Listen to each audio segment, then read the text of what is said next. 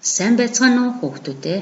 Өнөөдөр та бүхэндээ цахим хэрэглээ түүнийг хэрхэн зөв зохистой ойролцох талаарх хичээлийг Дархан уул аймгийн оюун ирээдүйд зохицлбор сургуулийн эрүүл мэндийн судлалт хүний баг хүргэж байна.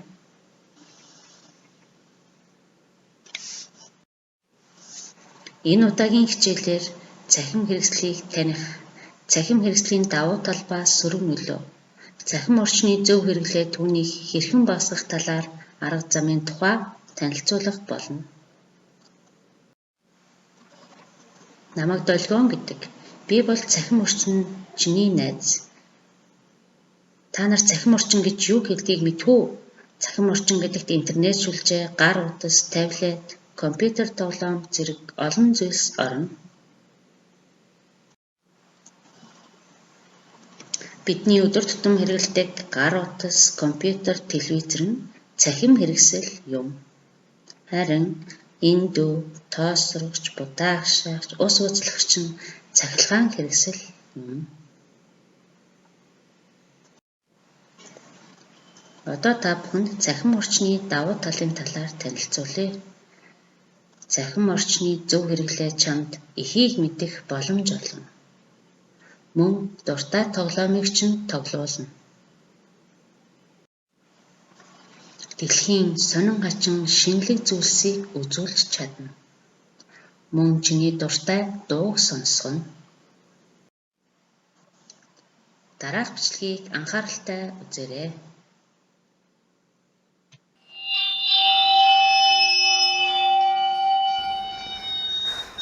Намайг Хүсгэн гэдэг. Би 13 настай. Аав ээжээрээ гар цахилснаар би цахим ертөнцийн байнгын хэрэглэжсэн. Аав ээж хоёр миний хүү утасны очныг олдог гэж магтмал нь өөрсөө цахим ертөнцийн байнгын хэрэглэж утас бариад удаан суудлаа шалтгаалж аав ээж утсаа бой гэдэг үг надад ядаргаатай санагдсан. Өөрсдөө утсаа уралдаг мөртлөө намайг яагаад загнаад байгаа юм болов гэсэн. Миний толгоос хахаад эндээс нүдэж манай гэр бүл маргаа ихсэн. Сүүлдээ бүр миний нэг хүү хөтөл утсан дурлаж нэгж үйлч манай гэр бүл халуун дулаан амьд тайлж дутж байна. Одоо л энэ асуудлыг шийдэх бол улам хүндрэх гээд энийг надад жүжигчин темп ах ингэж ойлгосон. Одоо л би ойлгосон. Нэгнийгээ муулсан, доромжилсан, гутаасан, зодлсон бичлэгүүдийг манай үеийн үздэг. Үүнийг байх ёстой зүйл гэж эндүр нэгнийхээ зураг бичлэгийг сургуулийн группээр дамжуулан цахим орчинд оруулдаг. Үүнээс болж миний сайн найз сургуулиас гарсан. Би үүнд их харамсав. Хүүхдүүд бид үзэж байгаа шүү дээ. Ах чаа.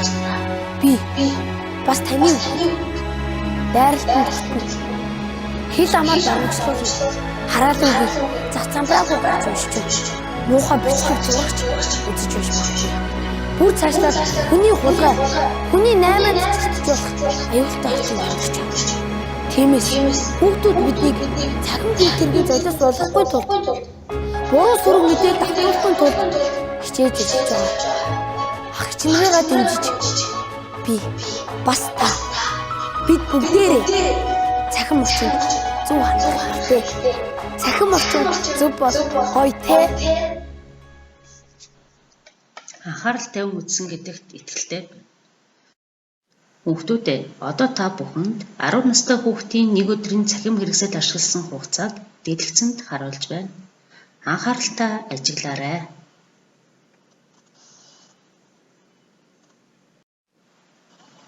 Эндээс чамд анхааруулах зарим зүйлс байна.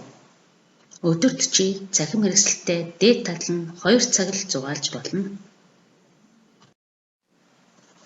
Цахим орчинд хэд удаан байх нь чамайг маш их ядрааж зөв сэтгэн бодох чадварыг гэмтэх аюултай.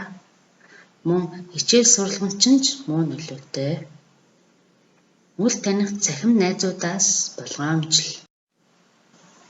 Бодит амьдрал дээр сайн, муу хүмүүс байдаг шүү дээ. Цахим орчинд ч мөн адилхан байдаг гэдгийг санаарай. Хувийн мэдээлэлээ цахим орчинд хуваалцах нь аюултай. 5-12 насны хүүхэд цахим хэрэгслийг Зөв зохистой хэрэглэх хугацааг танилцуулъя. 5 хүртэлх насны хүүхэд гар утас компьютерийг 1 удаа үзэх хугацаа 7 минут. Зурагт 1 удаа үзэх хугацаа 30 минут. 10 хүртэлх насны хүүхэд гар утас компьютерийг 1 удаа үзэх хугацаа 10-аас 15 минут. Зурагт 1 удаа үзэх хугацаа 30-аас 50 минут. 12 хүртэлх насны хүүхэд гар утас компьютерийг 1 удаа үзэх хугацаа 20 минут. Зурагт 1 удаа үзэх хугацаа 60 минут байх нь. Цахим хэрэгслийн хэрэглээг хэрхэн багасгах талаар дараах зөвлөмжийг хэрэгжүүлээрэй. Үүнд ном унших, зураг зурах, хөгжим тоглох, сурах, гэр бүлтэйгээ цагийг хамтдаа өнгөрүүлэх, 21 цаг гэхэд унтаж хэвших. Мөн таагүй зүйлсийг ээж аав дотны хүндээ хэлээрэй. Эсвэл 108 дугаар залгаж тусламж зөвлөгөө авч болно шүү. Хүүхдүүдээ сурах хүчгийн 50 дугаар хуудсанд байгаа хүснэгтээр өөрийнхөө цахим хэрэгслийг хэрэглэж байгааг тодорхой болгож цаашид ямар арга хэмжээ баримтлал зохих талаар өөртөө болон гэр бүлдээ дүгнэлт гаргаарай. Цахим хэрэгслээ зохистой хэрэглэж эрүүл мэндээ хамгаалаарай.